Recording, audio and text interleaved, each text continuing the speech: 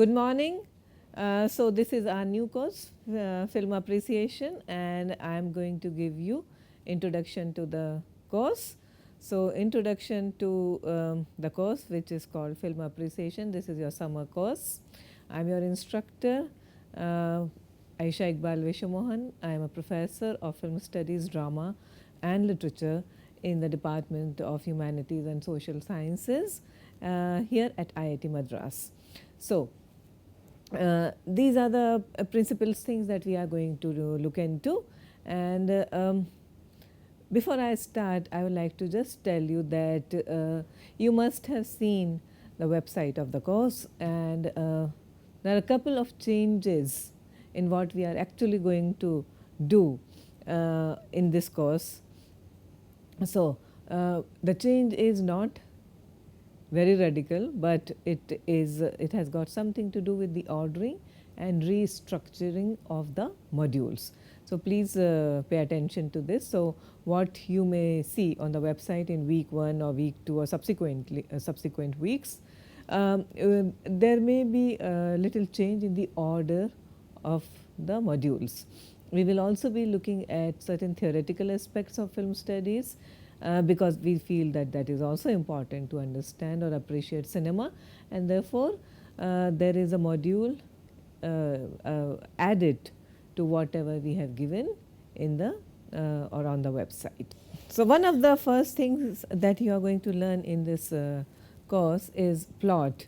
So this will be a part of the course. What is the plot? Plot is the narrative foundations upon which all the stories are built. We often say or comment on what kind of a plot was that, and this is what we mean. It's the foundation, and we should know that text is a verbal, written or visual artifact. It is created by us, and narrative is the way a story is told. So this is the difference between narrative and story.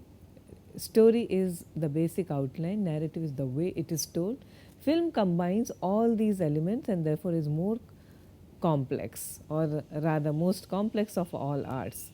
We should also know that most stories reflect the universal human experiences, which are birth, growth, going on adventure, facing temptations, falling in love, losing love, and finally life lessons derived. And most plots focus on these aspects of life. There is a difference between plot and a screenplay. A screenplay is a script for a film or television show. It includes dialogues as well as stage directions and character actions and movement. I know that many of you are aspiring screenwriters, and therefore you might be interested in this course. So this is one aspect that you should learn, that screenplay is not just the outline story or the plot, but it also includes dialogues and stage directions. We will also be looking at semiotics of cinema, which is also called semiology. It is the story of science. Film images are science, SIGNS. Filmmaking is choosing the precise images for the particular story. Now, Peter Wallen in Science and Meanings in Cinema talks of science as a triptych: index, icon and symbol. And indexical signs lead to something important. Okay, you might have seen indexical signs like clocks, for example, in The Mood for Love by a film by Wong Kar-wai, the Chinese director. So these indexical signs are something that point towards something important. You will also learn something about cinematic terms. Why? Because these things will be referred to repeatedly throughout the course. So you will be learning, for instance, about concepts such as androgyny, anagnorisis, counterculture, emblematic shots, ethnicity, historical films, martial arts films, action cinema, meta cinema, war films, and much more. We will be also doing a session on surrealism with particular reference to the Spanish director Luis Buñuel. Surrealism is a term related to art and theatre movement which explores subjective dream states, and it is concerned with subverting the logic of representation. Buñuel collaborated with Salvador Dali on Ashua and the Law, which is an unusual debut film with surrealist images, and it has one of the most iconic images of the surrealist cinema, which is that of a hand slicing a woman's eyeball. This clip is rather the movie is available on YouTube, and I would like you to watch it. Surrealism is also a technique which demonstrated Buñuel's obsession with playing with the narrative. And when we talked about this eye splicing scene, it cuts to a cloud drifting along the moon, and we, the viewers, get the sense that the narrative is seemingly, not very logical. The film was shot in 2 weeks and was really a shocker, and we are talking about 1928 when cinema was rather conventional. Okay, we will also talk about cinematography and editing techniques. So the film editor is responsible for putting the pieces together into a coherent shots. Films are made using shots, so they are film using shots, and shots are pieced together, placed together, and that is the editor's job. And he or she must guide our thoughts, associations, and emotional responses effectively from one image to another, or from one sound to another, so that the interrelationships of separate images and sounds are clear, and the transitions between scenes and sequences are smooth. To achieve the goal, the editor must consider the aesthetic, dramatic, and psychological effect of the juxtaposition of image to image, sound to sound, or image to sound, and place each piece of film and soundtrack together accordingly. In this relationship, we will be also talking about editing techniques such as jump cut and montage. In the past, filmmakers made routine use of several optical effects created in the film lab during the printing of the film to create smooth and clear transitions between a film's most important divisions, such as between two sequences that take place at a different place or time. Now, these transitional devices include wipe, which is when a new image is separated from the previous image by means of a horizontal, vertical, or diagonal fine that moves across the screen to wipe the previous image away. There is a flip frame where the entire frame appears to flip over to reveal a new scene, creating a visual effect very similar to turning a page. There is also fade out, fade to. The last image of one sequence fades momentarily to black, and the first image of the next sequence is gradually eliminated. There is also the famous dissolve, the end of one shot, and it gradually merges into the beginning of the next. So, the effect is produced by superimposing a fade out onto a fade in of equal length, or imposing one scene over another. See, all examples of all these scenes or all these concepts are very easily available on the net. All you have to do is to key in terms such as dissolve or wipe or fade, and you will get what you want.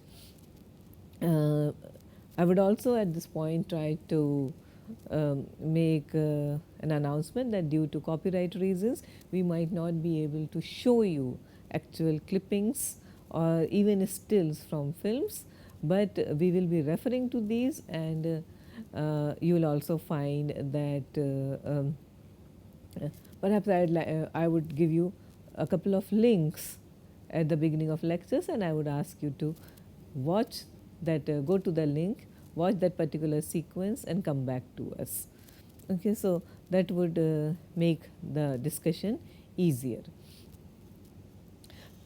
Apart from editing and cinematographic techniques, we will be talking about narrative. We will talk about how shots are taken and how frames are used by filmmakers. We will also talk about elements of mise en scène, which is literally putting on stage. It's a French term which originates from the theater, where it designates everything that appears on stage, including sets, colors, lighting, character movements, elements of visual style, and it is designed to create the narrative space and help progress the narrative.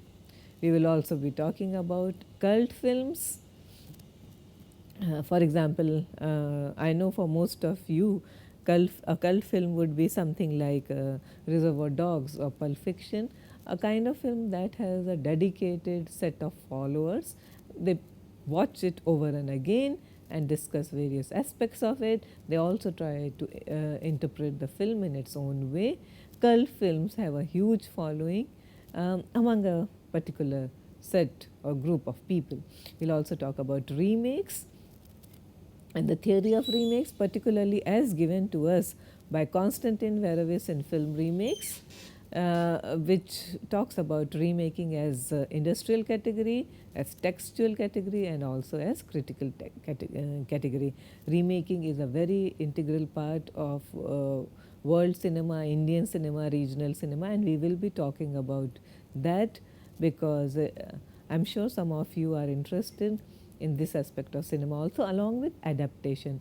Many of you who are perhaps in college, you might be having a course such as literature and adaptation or film adaptation, where we talk about how a text is translated onto screen, and we will be talking about what is lost and what is gained through this transition or adaptation.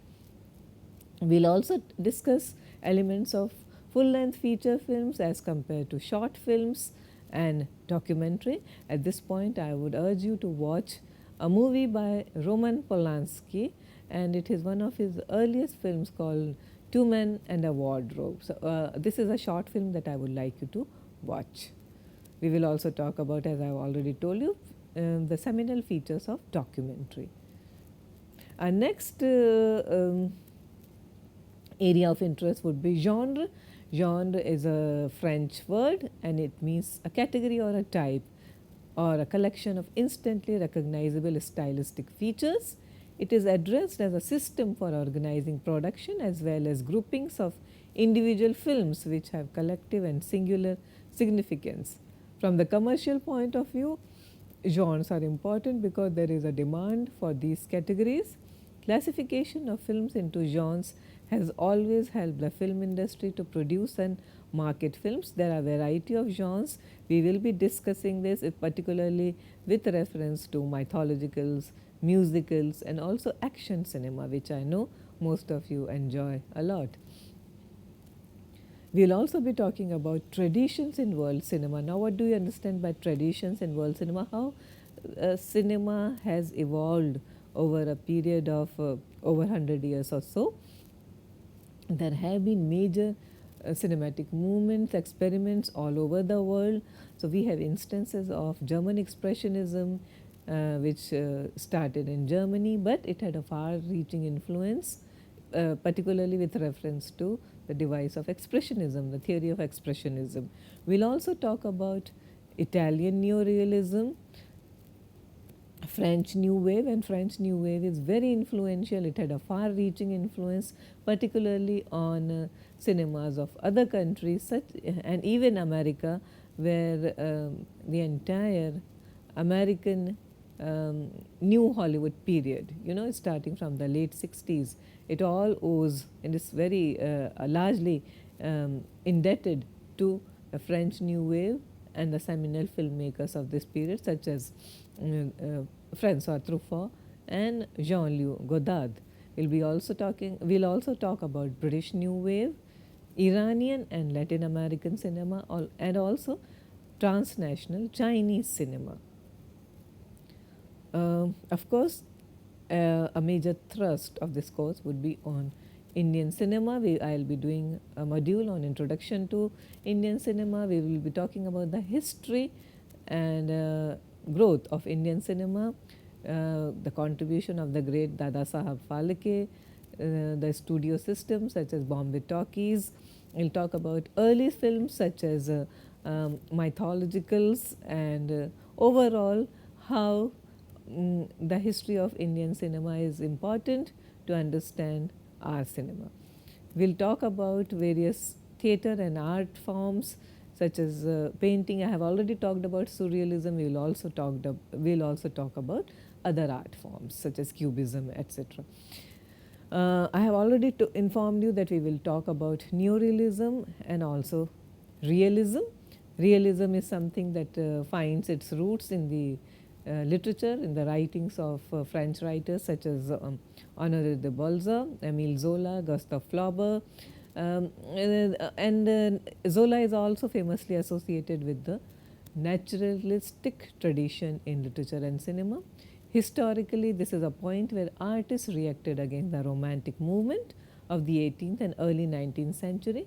So, we will be looking at realism, and one of the seminal works in this area has been done by the film critic, the French film critic André Bazin, and we will be looking at his theories as well. We'll also be talking about the growth of theatre and its influence, rather than the growth of theatre, the influence of theatre on cinema. Coming to Indian cinema, we'll talk about the importance accorded to song and dance elements in films, the formulaic film which are so popular, the genres and the formulas in films.